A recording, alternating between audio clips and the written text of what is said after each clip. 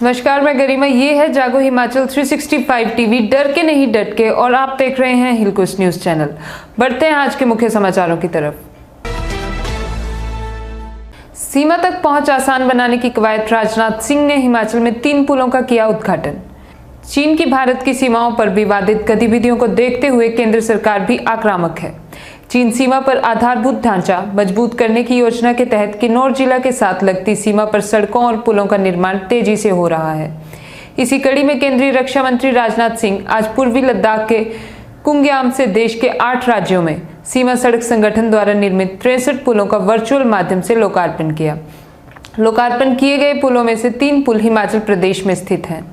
इस अवसर पर लोगों को संबोधित करते हुए राजनाथ सिंह ने देश के सीमावर्ती क्षेत्रों को सड़क सुविधा से जोड़ने में सीमा सड़क संगठन की भूमिका की सराहना की।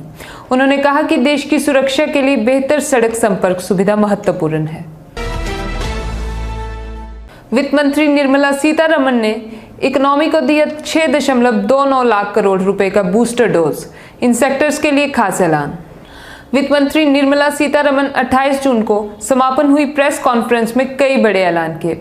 उन्होंने बताया कि सरकार 8 तरह के राहत का ऐलान करने वाली है। इसमें हेल्थ सेक्टर के लिए 50,000 करोड़ रुपए की मेडिकल इंफ्रा में सुधार के लिए सहायता दी जाएगी। वहीं जन स्वास्थ्य पर 1 साल में 23,220 करोड़ रुपए खर्च होंगे। इसमें खासकर बच्चों और पीडियाट्रिक केयर पर फोकस रहेगा, जबकि टूरिज्म सेक्टर को बढ़ावा देने के लिए सरकार ने बड़ा बूस्टर प्लान किया है। इसमें टूरिज्म क्षेत्र से जुड़े लोगों को कई तरह की रियायत दी जा रही है। उन्होंने कहा कि गरीब कल्याण योजना पर 93,869 करोड़ का खर्च आएगा। वित्त राज्य मंत्री अनुराग ठाकुर ने बताया कि आत्मनिर्भर भारत रोजगार योजना को 31 मार्च 2022 तक बढ़ाया गया है। ईपीएफओ स्कीम की मियाद भी 31 मार्च 2022 तक बढ़ाई जा रही है, यानी सरकार नए नौकरी पेशा के पीएफ कंट्रीब्यूशन में कंपनी का हिस्सा भी देगी। इसके साथ ही मंत्री ने न्यूट्रिएंट आधारित सब्सिडी के लिए सब्सिडी का ऐलान भी किया।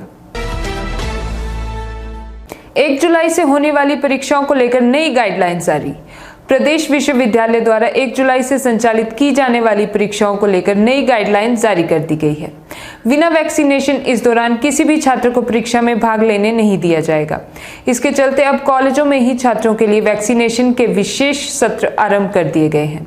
पीजी कॉलेज ऊना समेत जिला भर के तमाम कॉलेजों में सोमवार को 18 वर्ष आयु वर्ग से अधिक के छात्रों के साथ साथ शिक्षक और गैर शिक्षक कर्मियों के लिए वैक्सीनेशन के विशेष सेशन आयोजित किए गए हैं। संसद की स्थायी समिति ने कोरोना की तीसरी लहर को लेकर केंद्र से पूछे सवाल। गृह मंत्रालय से संबंधित संसद की स्थायी समिति की बैठक में सदस्यों ने देश में संभावित कोरोना वायरस की तीसरी लहर को लेकर गृह मंत्रालय के सचिव और स्वास्थ्य से सवाल पूछे।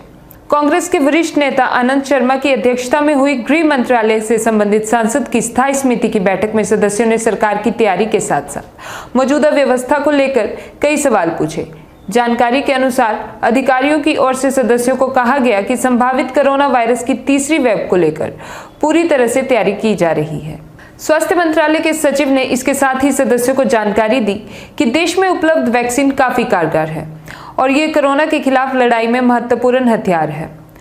जानकारी के अनुसार स्वास्थ्य सचिव ने सदस्यों को बताया कि मौजूदा वैक्सीन संभावित कोरोना वायरस की तीसरी लहर के खिलाफ भी काफी कारगर साबित होगी। स्वास्थ्य सचिव ने देश में तेजी से चलाए जा रहे वैक्सीनेशन कार्यक्रम की जानकारी भी समिति के सदस्यों को दी। गंगा नदी में शवों के मामले में सुप्रीम कोर्ट ने सुनवाई से किया इनकार, कहा हाई कोर्ट चाहिए। कोरोना महामारी की दूसरी लहर के दौरान यूपी बिहार की नदियों में मिले शवों के मामले में एसआईटी जांच की मांग वाली याचिका पर सुप्रीम कोर्ट ने सुनवाई करने से मना कर दिया। सुप्रीम कोर्ट ने याचिकाकर्ता को हाई कोर्ट जाने को कहा है। साथ ही सुप्रीम कोर्ट ने याचिकाकर्ता को एनएचआरसी के सामने अपनी बात रखने के लिए भी कहा है। बता दें कि यूपी के गाजीपुर और उन्नाव और बिहार के बक्सर जिले में गंगा नदी में शव बहते मिले थे। याचिका में इन लोगों की मौत का कारण जानने के लिए राज्य सरकारों को निर्देश देने की मांग की गई थी। कोरोना से जंग में उतरी 2DG दवा डॉक्टर रेड्डीज ने की कमर्शियल लॉन्च की घोषणा। डॉक्टर रेड्डीज लैबोरेटरीज लिमिटेड ने सोमवार को 2-डीऑक्सी डी ग्लूकोज की व्यावसायिक शुरुआत की घोषणा की। शहर के दवा निर्माता द्वारा जारी एक प्रेस विज्ञप्ति के मुताबिक डॉक्टर रेड्डीज इस दवा की आपूर्ति भारत भर में बड़े सरकारी एवं निजी अस्पतालों को करेगा। शुरुआती हफ्तों में कंपनी मेट्रो एवं टियर 1 शहरों के अस्पतालों में दवा उपलब्ध करवाएगी और बाद में इसे पूरे देश में उपलब्ध करवाएगी। अनुराग ठाकुर और सीएम जयराम ठाकुर से मिले आयुर्वेदिक कॉलेज पपरोला के छात्र स्टाइपेंड बढ़ाने की मांग। राजीव गांधी राजकीय आयुर्वेदिक स्नातकोत्तर कॉलेज पपरोला में एमडी कर रहे स्नातक छात्र छात्राओं ने मुख्यमंत्री जयराम ठाकुर और स्वास्थ्य मंत्री डॉक्टर राजीव सैजल एवं केंद्रीय मंत्री अनुराग ठाकुर से मुलाकात की है। छात्रों ने सभी से मुलाकात के दौरान अपने लंबे समय से चली आ रही एकमात्र मासिक स्टाइपेंड बढ़ाने की मांग को रखा। छात्रों ने बातचीत के दौरान बताया कि पपरोला स्नातकोत्तर आयुर्वेदिक कॉलेज प्रदेश का एकमात्र सरकारी संस्थान है जो कि पूरे भारत में अग्रणी संस्थानों में गिना जाता है। फिर भी इस कॉलेज स्नातक छात्रों को मिलने वाला मासिक स्टाइपेंड बाकी संस्थानों की अपेक्षा 1/3 से भी कम है। 2 माह पहले सरकार ने इसी कॉलेज में कोविड अस्पताल खोलने का निर्णय लिया था, जिसमें अभी तक इस संस्थान के सभी एमडी स्कॉलर अपनी सेवाएं दे रहे हैं। कुलदीप राठौर ने महेंद्र सिंह की हिटलर का मंत्री से की तुलना, बताया propaganda minister. Himachal Pradesh Congress committee के अध्यक्ष कुलदीप सिंह राठौर ने जयराम सरकार के सबसे कद्दावर मंत्री महेंद्र सिंह ठाकुर की तुलना हिटलर के मंत्री रहे जोसेफ गेबल्स से करते हुए उन्होंने प्रोपेगेंडा मिनिस्टर बताया है। सोमवार को मंडी में कांग्रेस पार्टी की जन आक्रोश रैली में भाग लेने मंडी पहुंचे कुलदीप राठौर ने रैली के दौरान और उसके बाद मीडिया के समक्ष बीजेपी के खिलाफ जमकर अपनी भड़ास निकाली। राठौर ने कहा, जैसे हिटलर का मंत्री जोसेफ गेबल्स प्रोपेगेंडा फैलाने का काम करता आया, वैसे ही महेंद्र सिंह ठाकुर चुनावों से पहले प्रोपेगेंडा फैलाने निकल गए हैं। पंकज राय ने उपायुक्त बिलासपुर का पदभार संभाला। जिला को कोरोना फ्री करने के लिए सैंपलिंग को दिया जाएगा बढ़ावा। पंकज राय ने उपायुक्त बिलासपुर का पदभार संभाला। पदभार संभालने के उपरांत उन्होंने कोविड-19 वैश्विक महामारी के दृष्टिगत अधिकारियों के साथ समीक्षा बैठक की तथा जिला की कोरोना स्थिति के बारे में जानकारी ली। उन्होंने कहा कि कोरोना संकट के चलते लोगों को सुरक्षा उनकी प्राथमिकता है। जिला को कोविड फ्री करने के लिए कोविड सैंपलिंग को बढ़ावा दिया जाएगा। उन्होंने समस्त एसडीएम को निर्देश दिए कि जहां पर भी कोई व्यक्ति कोरोना पॉजिटिव आता है वहां पर उसके प्राइमरी कांटेक्ट में आए व्यक्तियों को ढूंढकर उनका कोरोना टेस्ट करवाना सुनिश्चित करें ताकि कोरोना को फैलने से रोका जा सके। उन्होंने कहा, जितनी शीघ्रता से सैंपल लिए जाएंगे उतनी ही तीव्रता से मामले ट्रैक होंगे और उनका उपचार समय पर शुरू होगा।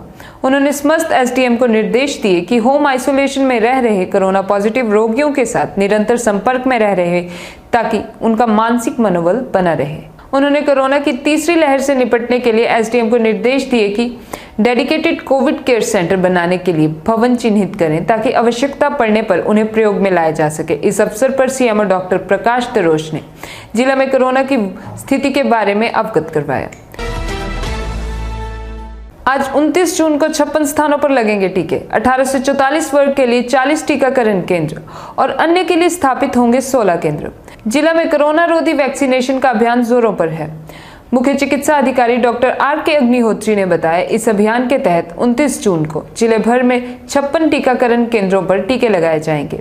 इनमें से 18 से 44 वर्ष के आयु वर्ग के लोगों के लिए 40 टीकाकरण केंद्र स्थापित किए जाएंगे, जबकि 45 वर्ष से अधिक आयु के लोगों तथा फ्रंटलाइन वर्कर्स की विभिन्न श्रेणियों के लिए 16 टीकाकरण केंद्र बनाए गए हैं।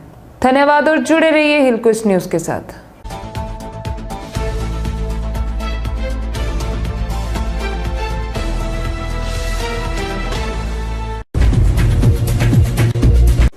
धूमल क्यों हारे? सरकार जो है वो कानून व्यवस्था को नियंत्रित करने में नाकाम हो रही है। इसमें जो दोषी लोग हैं वो जेल की सलाखों के पीछे। तो rift in the party that has led to the defeat in previous election. The rift कोई नहीं थी पार्टी में। ग्रामीण शिमला की बात करते हैं। Unprecedented amount of development work in this constituency. है कि हमीरपुर मेडिकल कॉलेज के लिए जो फॉरेस्ट क्लियरेंस थी वो भी भारतीय जनता पार्टी की वजह से डिले हुई। हमने केंद्र से फॉरेस्ट क्लियरेंस करवा कर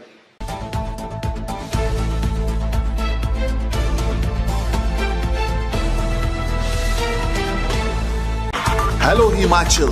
हिमाचल 365 टीवी सूचना, समाचार, मनोरंजन, एजुकेशन और भी बहुत कुछ लेकर आ रहा है। This is Himachal 365 TV and you are watching Hillquest news और जुड़े रहिए हिलक्विस्ट न्यूज के साथ।